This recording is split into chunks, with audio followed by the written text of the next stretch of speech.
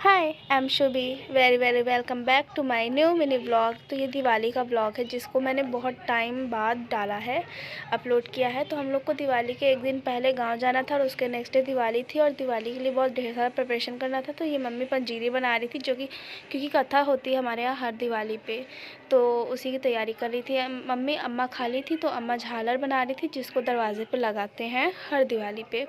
और फिर चाचा चाची आ गए थे, सारे कज़न्स बुआ वगैरह सब आ गई थी। बहुत अच्छा लग रहा था, घर भरा हुआ था, लेकिन काम भी बहुत हो जाता है यार।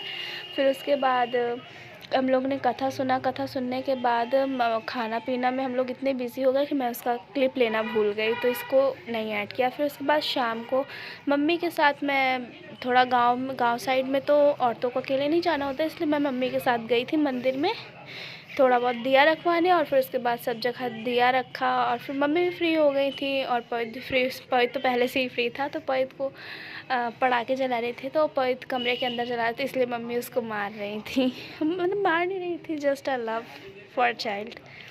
तो फिर उसके बाद पवित आंगन में आया था पटाखे छुड़ाने। और फिर हम पवित सिर्फ और सिर्फ पवित्र ही हर साल छुड़ाता है, बाकी हम लोग तो देखते हैं भाई, हम लोग के अंदर इंटरेस्ट नहीं रह गया कि हम लोग पटाखे छुड़ाएं।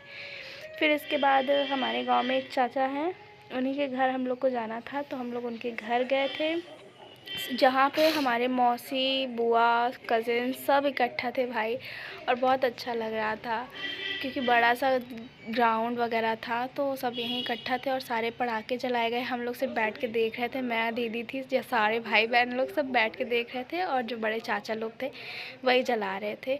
और फिर इसके बाद हम लोग ने 1 2 3 वीडियो बनाए, शूट किए, बस इतना ही। फिर मिलेंगे नेक्स्ट व्लॉग में, अभी के लिए बस इतना ही। और सब्सक्राइब कर दो।